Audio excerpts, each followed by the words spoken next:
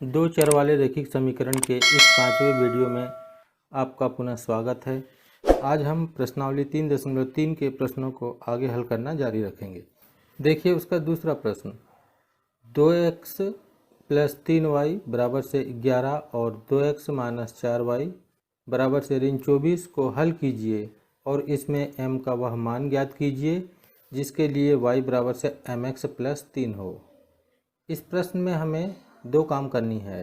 एक तो समीकरण 2x प्लस 3y बराबर से 11 और समीकरण 2x माइनस 4y बराबर से ऋण 24 को हल करना है। उसके पश्चात जो हमें x और y के मान प्राप्त होंगे उस x और y के मान को समीकरण y बराबर से mx प्लस 3 में रख देंगे जिससे हमें m का मान प्राप्त हो जाएगा। आइए हम प्रश्न को आगे हल करना प्रारंभ करते हैं। 2x प्लस 3y बराबर से 11, ये है हमारा समीकरण नंबर 1 और 2x माइनस 4y बराबर से ऋण 24, ये हमारा समीकरण नंबर 2। अब हम समीकरण 1 से इस x का मान निकाल लेंगे। तो हम लिखेंगे समीकरण 1 से 2x प्लस 3y बराबर से 11। अब इस 3y का पक्षांतर दाहिनी ओर कर देते हैं तो 2x बराबर से 11 माइनस 3y, इसलिए x बराबर से 11 माइनस 3y बटे 2, ये बन गया हमारा समीकरण नंबर 3। क्योंकि यह समीकरण 1 से बनाया गया इसलिए x का मान समीकरण 2 में रखेंगे। तो हम नीचे लिख देंगे x का मान समीकरण 3 से समीकरण 2 में प्रतिस्थापित करने पर, तो देखिए यहाँ पे 2x के स्थान पे हम रख देंगे 11 माइनस 3y बटे 2 माइनस 4y बराबर से ऋण 24।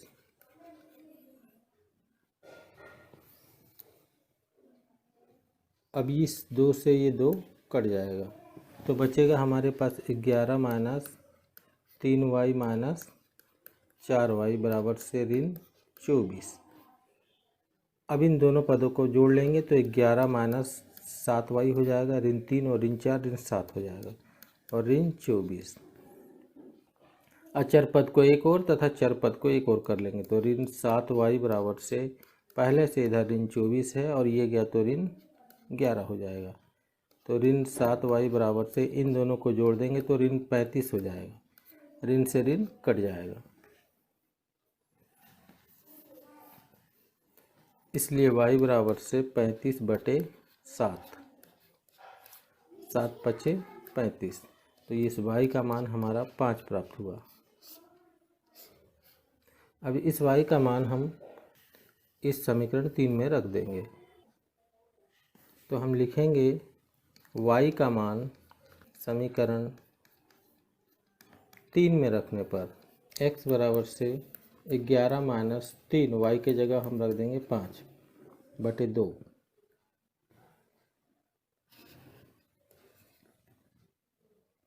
तो x बराबर हो जाएगा 11 माइनस 5 या 15 बटे 2।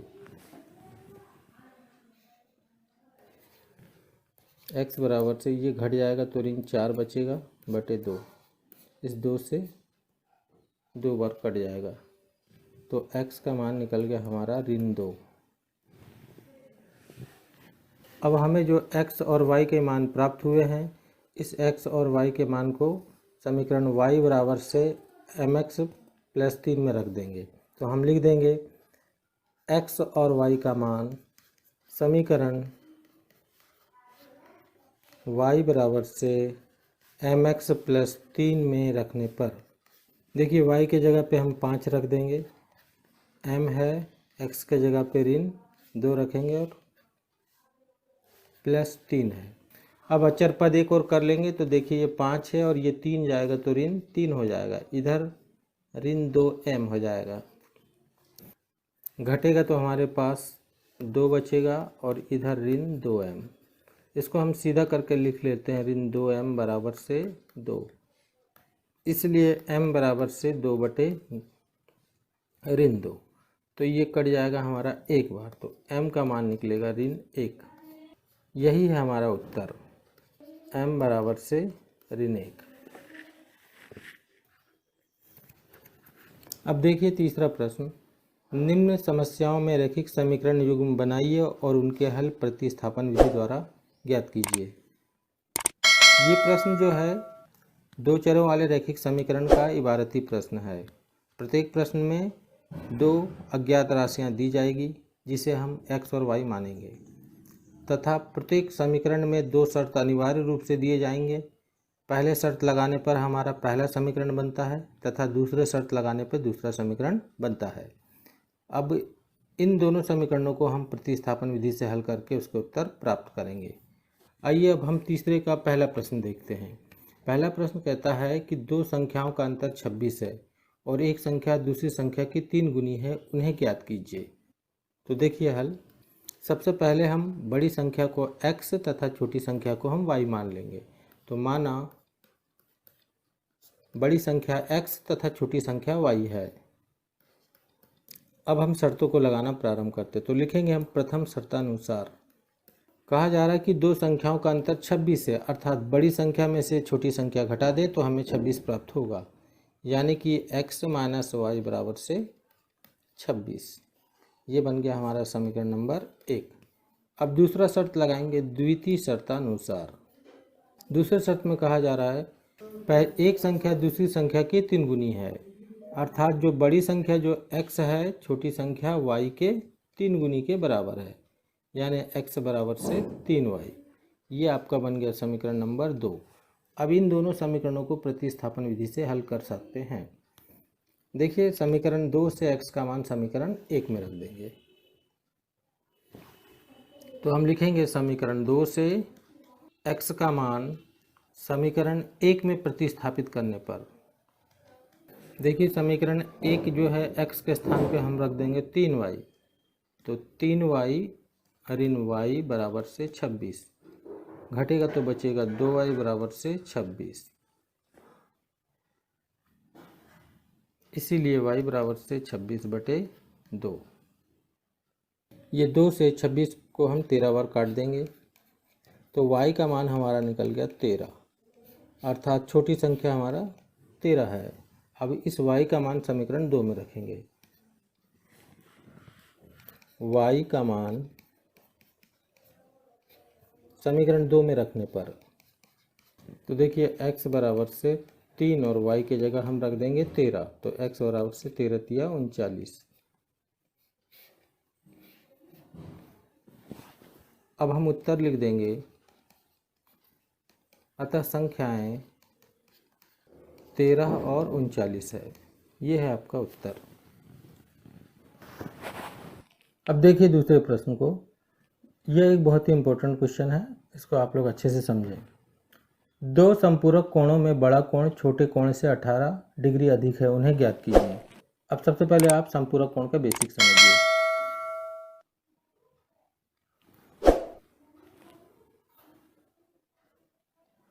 ऐसे दो कोण जिनको आपस में जोड़ने पर हमें 180 अंश प्राप्त होता है, उन कोणों को हम संपूरक कोण कहते हैं। उदाहरण के लिए देखिए, ये मान लेते हैं 70 अंश है, तो इधर का कोण होगा 110 अंश। क्योंकि इन दोनों को जब हम जोड़ेंगे तो एक सरल रेखा पे हमें 180 अंश प्राप्त होना चाहिए। सरल रेखा पे बना कोण 180 अंश का होता है। तो वे दो कोण जिनको आपस में जोड़ने पे 180 अंश प्राप्त होते हैं, उन कोणों को हम संपूरक कोण कहते हैं। तो ये दोनों कोण संपूरक कोण कहलाएंगे। अब आइए हम सवाल को हल करना प्रारंभ करते हैं। माना इस संपूरक कोण का बड़ा कोण जो है x अंश है तथा ये छोटा कोण है हमारा y अंश है। तो ऐसा हम मान लेंगे। तो माना संपूरक कोण का बड़ा कोण x अंश तथा छोटा कोण y अंश है। अब हम शर्तों को लगाना प्रारंभ करते हैं। तो प्रथम शर्तानुसार देखिए, हमें पता है कि संपूरक कोणों का योग 180 अंश होता है। तो हम लिख देंगे x + y बराबर से 180। इसको हम बना देंगे समीकरण नंबर 1। अब द्वितीय शर्तानुसार कहा जा रहा है कि बड़ा कोण छोटे कोण से 18 डिग्री अधिक है। तो बड़ा कोण जो हमारा x है, छोटा कोण y से 18 डिग्री अधिक है। ये इसको हम बना देंगे समीकरण नंबर 2। बिल्कुल आसानी से प्रतिस्थापन विधि द्वारा समीकरणों को हल किया जा सकता है। हम लिख देंगे समीकरण 2 से x का मान समीकरण 1 में रखने पर। तो देखिए x के स्थान पर हम रख देंगे y प्लस 18 और अंत में y है बराबर से 180। अब देखिए y और y जोड़ेंगे तो 2y हो जाएगा और इस 18 का पक्षांतर दाहिनी ओर कर देंगे तो 180 माइनस 18 हो जाएगा। तो 2y बराबर से हम 180 में से 18 घटाएंगे तो 162 बचेगा। इसलिए y बराबर से 162/2। ये 2 8 16 और 2 एकम 2। इस प्रकार हमारा y बराबर से निकल गया 81 अंश, अर्थात छोटा कोण 81 अंश। इस y का मान समीकरण 2 में रखने पर हमारा होगा x बराबर से y प्लस 18 यानी 81 प्लस 18 यानी x का मान हो गया हमारा 99 अंश। अंत में हम उत्तर लिख देंगे बड़ा कोण 99 अंश और छोटा कोण 81 अंश। आइए देखते हैं तीसरा सवाल। एक क्रिकेट टीम के कोच ने 7 बल्ले तथा 6 गेंद 3,800 रुपये में खरीदी। बाद में उसने 3 बल्ले तथा 5 गेंदें 1,750 रुपये में खरीदी। प्रत्येक बल्ले और प्रत्येक गेंद का मूल्य ज्ञात कीजिए। अब हम लिखेंगे हल। हम यहाँ पे एक बल्ले का मूल्य x रुपये तथा एक गेंद का मूल्य y रुपये मान लेते हैं। माना एक बल्ले का मूल्य x रुपये तथा एक गेंद का मूल्य y रुपये है। अब हम शर्तों को लगाना प्रारंभ करते हैं। तो देखिए प्रथम शर्तानुसार कहता है कि 7 बल्ले तथा 6 गेंदें 3,800 रुपये में खरीदी, यानी कि 7 बल्ले का मूल्य धन 6 गेंदे का मूल्य बराबर से 3,800 रुपये। चूँकि एक बल्ले का मूल्य x रुपये है, इस प्रकार से 2 बल्ले का मूल्य 2x होगा और इसी प्रकार 7 बल्ले का मूल्य 7x रुपये होगा। और धन एक गेंद का मूल्य y रुपये है, इसलिए 6 गेंद का मूल्य 6y रुपये होगा बराबर से 3,800। ये हमारा बन गया समीकरण नंबर 1। अब हम दूसरा शर्त लगाएंगे। द्वितीय शर्तानुसार कहा जा रहा है कि 3 बल्ले तथा 5 गेंदों का मूल्य 1,750 रुपये है। तो हम लिख देंगे 3 बल्ले का मूल्य धन 5 गेंदे का मूल्य बराबर से 1,750 रुपये। अब हम 3 बल्ले का मूल्य लिख देंगे 3x रुपये और 5 गेंदों का मूल्य 5y बराबर से 1,750। ये बन गया हमारा समीकरण नंबर 2। अब इसी समीकरण 2 से इस y का मान निकाल लेते हैं। तो हम लिख देंगे समीकरण 2 से देखिए 3x प्लस 5y बराबर से 1,750, इसलिए 5y बराबर हो जाएगा 1,750 और ये इधर चला जाएगा तो माइनस 3x हो जाएगा। इसलिए y बराबर से 1,750 माइनस 3x बटे 5। ये हमारा बन गया समीकरण नंबर 3। चूँकि समीकरण 2 से इसे बनाया गया, इसलिए इसका मान समीकरण 1 में रखेंगे। तो हम लिख देंगे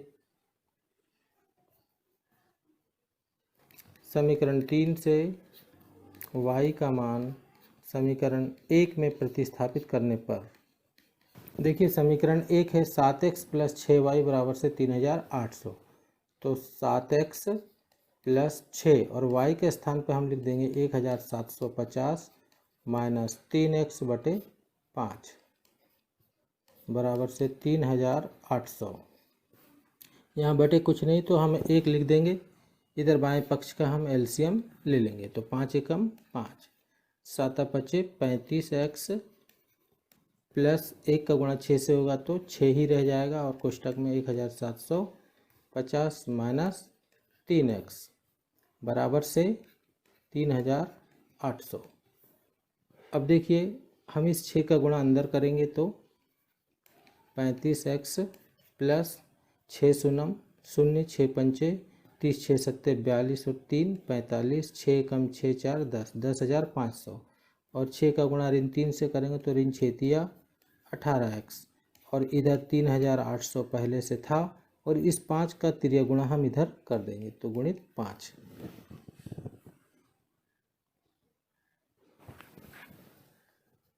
अब देखिए 35x में से 18x घटेगा तो 17x माइनस 10,500 बराबर से 0 0 5 अठे 40 5 तिया 15 और 4 19, ये 19,000 हो जाएगा। अब इस यहाँ पे धन चिन्ह है। अब इस 10,500 का पक्षांतर हम दाहिनी ओर कर देते हैं तो ये 17x बराबर से 19,000 माइनस 10,500। अब यहाँ पे 17x बराबर से बचेगा 8,500, इसलिए x बराबर से 8,500 बटे 17 17 पच्चे 85, ये 500 बार कट जाएगा तो x का मान हमारा निकल जाएगा 500 रुपये। अभी इस x का मान समीकरण 3 में रखते हैं तो हम लिख देंगे x का मान समीकरण 3 में रखने पर तो देखिए y बराबर होगा हमारा 1750 माइनस 3 गुणित x के स्थान पे हम 500 रख देंगे और बटे में हमारा 5 है तो y का मान हो जाएगा 1750 माइनस 1500 बटे 5। घटने के बाद हमारे पास बचेगा 250 बटे 5, ये 5 से कट जाएगा 5 25, 50 बार कटेगा। इस प्रकार y का मान हमारा निकल गया 50 रुपये, अर्थात एक बॉल का मूल्य 50 रुपये। अंत में हम उत्तर लिख देंगे। एक बल्ले का मूल्य बराबर से 500 रुपये और एक गेंद का मूल्य बराबर से 50 रुपये। आइए चौथा सवाल देखिए, ये एक अच्छा सवाल है। एक नगर में टैक्सी के भाड़े में एक नियत भाड़े के अतिरिक्त चली गई दूरी पर भाड़ा सम्मिलित किया जाता है। 10 किलोमीटर दूरी के लिए भाड़ा 105 रुपये है तथा 15 किलोमीटर के लिए भाड़ा 155 रुपये है। नियत भाड़ा तथा प्रति किलोमीटर भाड़ा क्या है? एक व्यक्ति को 25 किलोमीटर यात्रा करने के लिए कितना भाड़ा देना होगा? सबसे पहले हम बेसिक को समझते हैं। देखिए, जितनी भी मशीनरी चीज़ होती है वो छोटे छोटे कल पुर्जों से मिलकर बने होते हैं। जब मशीन चलता है तो उनके कल पुर्जों में घिसावट होती है। उस मशीन में घिसावट के मेंटेनेंस हेतु मशीन मालिक द्वारा एक नियत भाड़ा निर्धारित किया जाता है। उदाहरण के लिए समझिए कि एक टैक्सी है, जब वो टैक्सी चलती है तो उनके कल पुर्जों में भी घिसावट होती है और टायर भी घिसते हैं, तो उनके मेंटेनेंस के लिए एक नियत भाड़ा टैक्सी मालिक रखता है। जैसे कि उदाहरण के लिए मान लेते हैं टैक्सी मालिक 100 रुपये नियत भाड़ा निर्धारित कर दिया। अब इसके अतिरिक्त प्रत्येक किलोमीटर का किराया मान लेते हैं टैक्सी मालिक 5 रुपये रखता है कि 1 किलोमीटर आप जाओगे तो हम आपसे 5 रुपये लेंगे। तो एक व्यक्ति आता है और वो 10 किलोमीटर की यात्रा करता है, तो देखिए उसे कितना देना पड़ेगा। एक तो नियत भाड़ा तो उसे देना ही होगा 100 रुपये और 5 रुपये के हिसाब से 10 किलोमीटर का 50 रुपये देना होगा। इस प्रकार से उस व्यक्ति को टोटल 150 रुपये देना होगा। अब एक अन्य उदाहरण देखिए, एक व्यक्ति आता है और वो 20 किलोमीटर की यात्रा करना चाहता है, तो देखिए उसे कितना देना पड़ेगा। 100 रुपये नियत भाड़ा तो देना ही होगा और साथ ही साथ 20 किलोमीटर का 5 रुपये के हिसाब से 100 रुपये और देना होगा। तो इस प्रकार से उस व्यक्ति को कुल 200 रुपये देना होगा। तो अब आप समझ गए होंगे कि नियत भाड़ा क्या होता है तथा इसे क्यों लिया जाता है। आइए अब हम सवाल को हल करते हैं। हम मान लेते हैं नियत भाड़ा x रुपये तथा प्रति किलोमीटर का भाड़ा y रुपये है। माना नियत भाड़ा x रुपये और प्रति किलोमीटर का किराया y रुपये है। अब हम शर्तों को लगाना प्रारंभ करते हैं। तो लिखेंगे प्रथम शर्तानुसार। प्रथम शर्त के अनुसार कहा जाता है कि 10 किलोमीटर का कुल भाड़ा 105 रुपये है। तो नियत भाड़ा x रुपये लिया ही जाएगा और 1 किलोमीटर का किराया चूँकि y रुपये माना गया है, इसलिए 10 किलोमीटर का किराया हमारा 10y होगा और इन दोनों का योग है 105 रुपये। ये बन गया हमारा समीकरण नंबर 1। अब हम दूसरा शर्त लगाएंगे। दूसरे शर्त के अनुसार 15 किलोमीटर का भाड़ा 155 रुपये है। तो x रुपये नियत भाड़ा तो लिया ही जाएगा और 1 किलोमीटर का चूँकि y रुपये है भाड़ा, इसलिए 15 किलोमीटर का 15y बराबर से 155 रुपये। ये हो गया हमारा समीकरण नंबर 2। अब इन दोनों समीकरणों को हम आसानी से प्रतिस्थापन विधि द्वारा हल कर सकते हैं। देखिए समीकरण 1 से x प्लस 10y बराबर से 105। हम इसमें x का मान निकाल लेते हैं। तो 105 और इस 10y का पक्षांतर दाहिनी ओर करेंगे तो ये ऋण 10y हो जाएगा। इसका नाम रख दिया जाएगा समीकरण नंबर 3। अब हम समीकरण 3 से x का मान समीकरण 2 में रखेंगे। समीकरण 3 से x का मान समीकरण 2 में प्रतिस्थापित करने पर देखिए x के स्थान पे हम रख देंगे 105 माइनस 10y और प्लस 15y पहले से है बराबर से 155। अब ये देखिए 15y में 10y घटेगा तो हमारा बचेगा 5y और इस 105 का पक्षांतर हम दाहिनी ओर कर देते हैं। तो यहाँ पे बचेगा 5y और 155 माइनस 105, इधर बचेगा 5y बराबर से 50।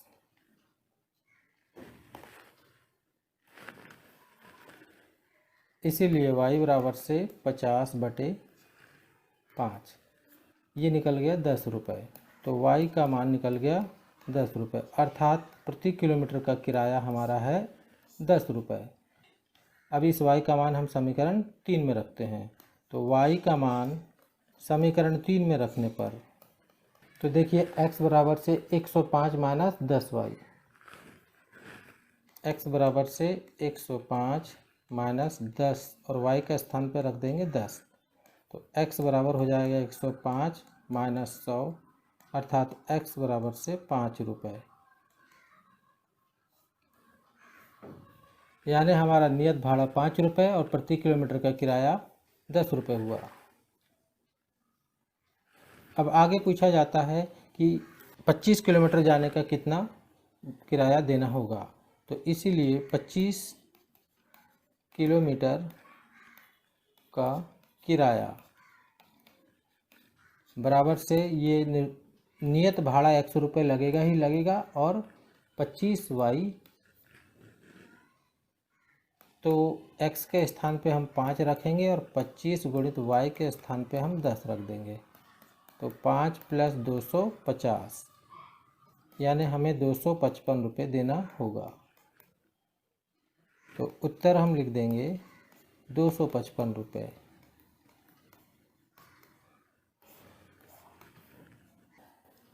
अब देखिए इसका 5वां प्रश्न, यदि किसी भिन्न के अंश और हर दोनों में 2 जोड़ दिया जाए तो वह 9/11 हो जाती है। यदि अंश और हर दोनों में 3 जोड़ दिया जाए तो वह 5/6 हो जाती है। वह भिन्न ज्ञात कीजिए। तो सबसे पहले हम भिन्न को x/y मान लेते हैं। माना भिन्न x/y है। अब शर्तों को लगाना प्रारंभ करते हैं। तो प्रथम शर्तानुसार देखिए कहा जा रहा है कि अंश और हर दोनों में 2 जोड़ दें, यानी अंश x में भी 2 जोड़ दें और हर में भी 2 जोड़ दें। तो ये 9/11 के बराबर हो जाती है। तो देखिए हम तिर्यक गुणा करेंगे तो 11 का गुणा हो जाएगा x प्लस 2 से और इस 9 का गुणा होगा y प्लस 2 से। अब अंदर गुणा करते हैं तो 11x प्लस 11 दूनी 22, इधर 9y प्लस 9 दूनी 18। अब चर पदों को एक और तथा अचर पदों को एक और करते हैं, यानी इधर है पहले से 11x और इस 9 को इधर लाए तो ऋण 9y हो गया। इधर 18 पहले से था, 22 उठ के गया तो ऋण 22 हुआ। तो 11x माइनस 9y बराबर से ऋण 4। ये बन गया हमारा समीकरण नंबर 1। अब हम द्वितीय शर्त को लगाएंगे। द्वितीय शर्तानुसार कहा जा रहा है कि अंश और हर में 3 जोड़ दे, यानी x बटे y, अर्थात अंश में भी 3 जोड़ दे और हर में भी 3 जोड़ दे, तो भिन्न का मान 5/6 हो जाता है। अब हम तिर्य गुणा करेंगे तो 6 का गुणा होगा x प्लस 3 से तथा 5 का गुणा होगा y प्लस 3 से। अब देखिए अंदर गुणा करेंगे तो 6x प्लस 6 तिया 18, इसी प्रकार इधर 5y प्लस 5 तिया 15। अब अचर पद को एक और करते हैं और चर पद को एक और कर लेंगे, तो 6x माइनस 5y, इधर था 15 और ये गया तो ऋण 18। 6x माइनस 5y बराबर से ऋण 3। ये हो गया हमारा समीकरण नंबर 2। अब हम समीकरण 2 से इस y का मान निकाल लेंगे। तो हम लिख देंगे समीकरण 2 से 6x माइनस 5y बराबर से ऋण 3। अब देखिए 6x इधर पहले है और ऋण 3 को उठा के लाएंगे तो धन 3 हो जाएगा। इस ऋण 5y का पक्षांतर दाहिनी ओर कर लेते हैं तो धन 5y हो जाएगा। सीधा करके लिख लेंगे 5y बराबर से 6x प्लस 3, इसलिए y बराबर से 6x प्लस 3 बटे 5। ये बन गया हमारा समीकरण नंबर 3। चूँकि इसे समीकरण 2 से बनाया गया अतः इसका मान समीकरण 1 में रखेंगे। तो y का मान समीकरण 3 से समीकरण 1 में प्रतिस्थापित करने पर 11x माइनस 9 और y के स्थान पर रख देंगे 6x प्लस 3 बटे 5 बराबर से ऋण 4। अब देखिए 11x के बटे कुछ नहीं तो हम बटे में 1 लिख देंगे और इधर बाएं पक्ष का एलसीएम ले लेंगे, तो हमारा एलसीएम आएगा 5। तो 11 का गुणा 5 से होगा तो 11 पचे 55x माइनस 1 का गुणा 9 से होगा तो 9 और कोष्ठक में 6x प्लस 3 बराबर से ऋण 4। अब इस ऋण 9 का गुणा अंदर करते हैं तो देखिए 55x माइनस 9 छिंग 54 x माइनस 9 तिया 27 बराबर से ऋण 4 पहले से था और इस 5 का तिर्या गुणा इधर कर देंगे तो इधर गुणित 5 हो जाएगा। तो 55x में से 54x घटेगा तो 1x माइनस 27 बराबर से माइनस 20, इसलिए x बराबर से माइनस 20 और ऋण 27 उठ के जाएगा इधर तो धन 27 हो जाएगा, इसीलिए x का मान 7 निकल जाएगा। अब इस x का मान समीकरण 3 में रख देंगे, तो x का मान समीकरण 3 में रखने पर अब देखिए y बराबर से 6x, x के स्थान पे हम रख देंगे 7 प्लस 3 बटे 5।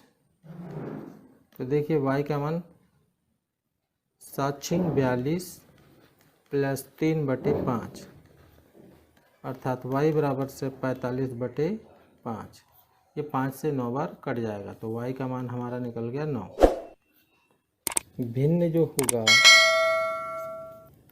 x बटे y अर्थात 7 बटे 9, ये आएगा आपका उत्तर।